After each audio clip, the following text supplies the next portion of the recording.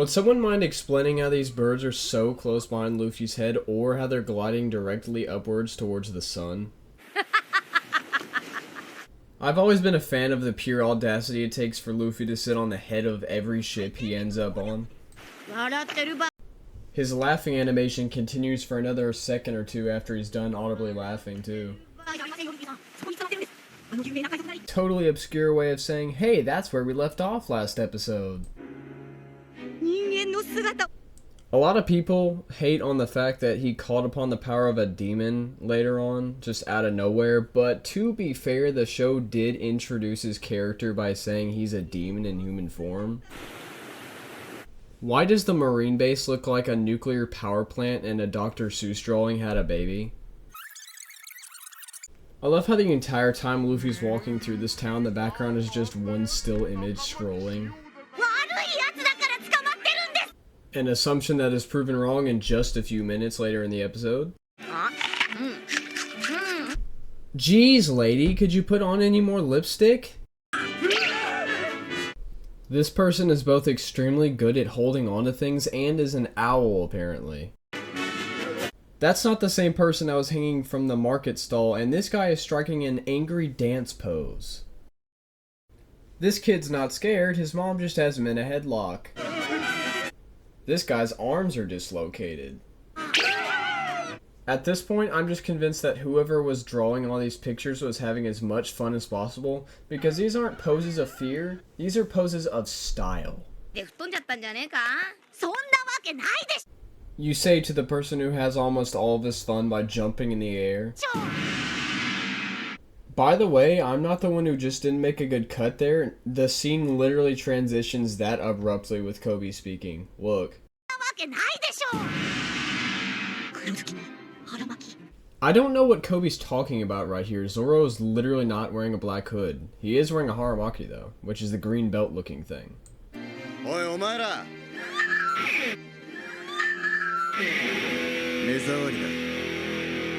Once again, what in the world is this sound effect, dude? I love it.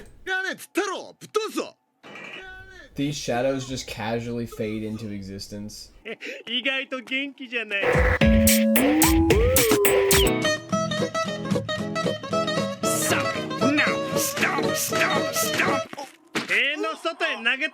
Alright, after I say this, I'll be done dogging on this dude, but why does he look like he's 40 right here? Wait, so how was Kobe holding on to the wall for so long? I mean, I guess Luffy could have because he's so strong, but Kobe doesn't strike me as the kind of person that can just hold himself up on top of this wall for like 5 minutes?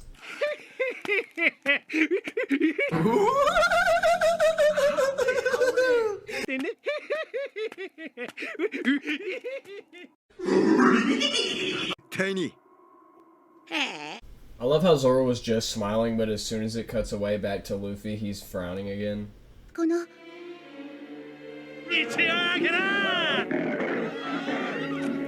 How does a guy like this even manage a vicious wolf as a pet to begin with? I wouldn't be surprised if this right here killed the dang thing, considering we never see it again, but then again, Helmeppo might have just gotten rid of it later because it was so hard to deal with, considering he's him and that's a giant wolf thingy. You can actually see the sword hit the counter after Zoro dodged it there. I know it's obvious, but the sword is in the ceiling right above Helmeppo's head here. This entire scene does two things. The first being communicating to the audience how honorable Zoro is and what his character is, and the second, since it's a story being told to Luffy, it also shows him how honorable Zoro is. And I believe this is really what makes Luffy make his mind up about wanting Zoro to join the crew. Luffy looks like he didn't just hear a word she just said because he was so zoned out, but he goes on to prove that that's not the case when he attacks Helmeppo for Zoro. I believe that this is likely the case with other stories he's told where he looks like he's not listening. I think he really is. He's just really deep in thought or something. And Nami happened to come to this island as well, for some reason.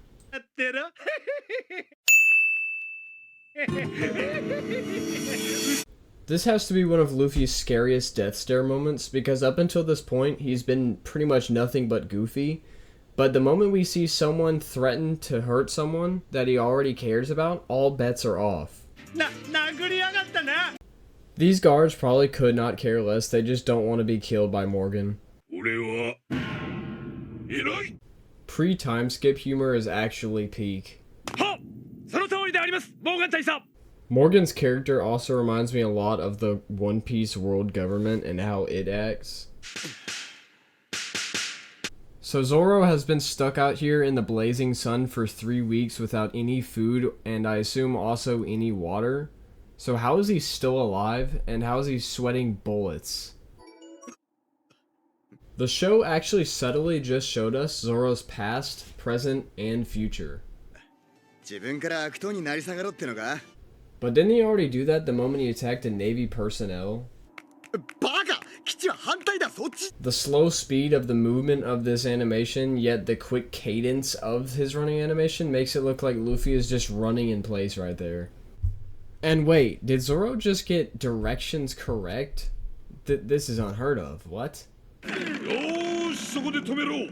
And now for my biggest grievance with this episode, how in the world did they get that stone statue up here? There's no way they sculpted it up here.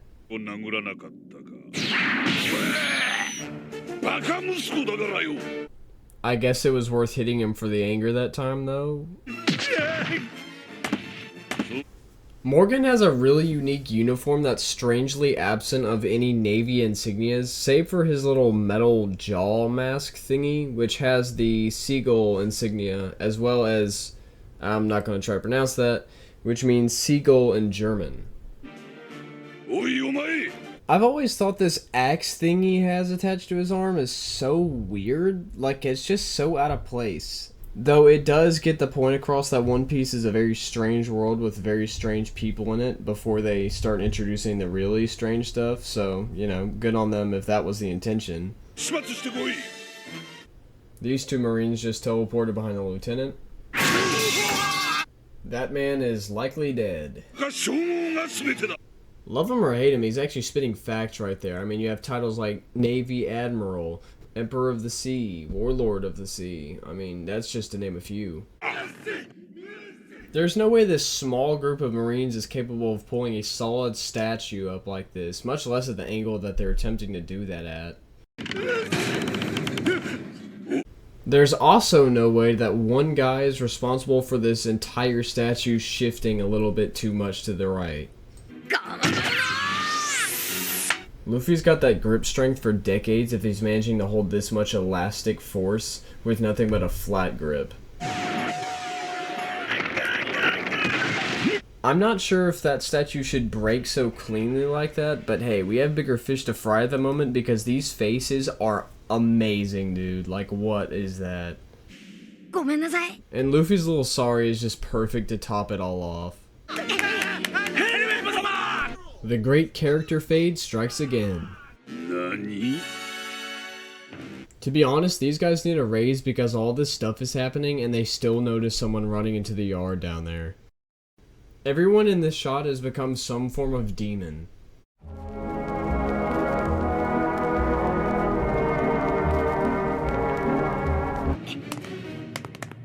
Continuing her trend of impossible feats, she falls from a flat ceiling with a few pipes. It took an entire episode since her first appearance for her to say actual words. Also, at least now we know why she's here. This is probably the smartest maneuver we'll see Luffy pull for the next 100 episodes. This is likely the definitive moment that Zoro changed his mind about Luffy. That axe has got to be super heavy now that I think about it. This dude is strong. Maybe he's the reason the statue made it to the top of the building. He has very interesting taste in his room decor. I believe this is the first time that anyone refers to Luffy as Straw Hat in the entire series.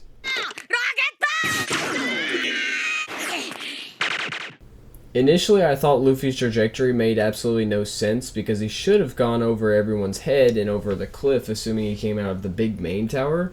But if he came out of a window facing all this action from the smaller tower on the side, which I'm willing to give them the benefit of the doubt for that one, then he actually should end up exactly where he's at right here.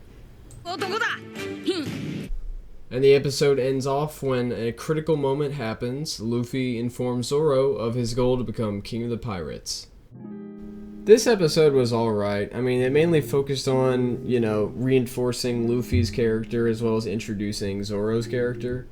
It made Kobe a little bit more bearable, I will admit, but aside from that, there wasn't much to analyze in the way of animations and all that. It was mainly just dogging on Helmeppo and, making fun of a few other small little details that really don't matter at the end of the day. If you made it to the end of the video, I'd like to say thank you, and I'd also like to remind you to like, subscribe, or even leave a comment down below. I know my editing's kinda mid right now, but this is a very long series, and by the time I get to the end of it, if I ever do, hopefully I do, it'll be a wildly different looking format, I'm sure. I'll try to stick true to my roots if that's what people like, but you never know how much things will change after that big of a journey. So, that being said, thank you again, and look out for episode 3 coming out very soon.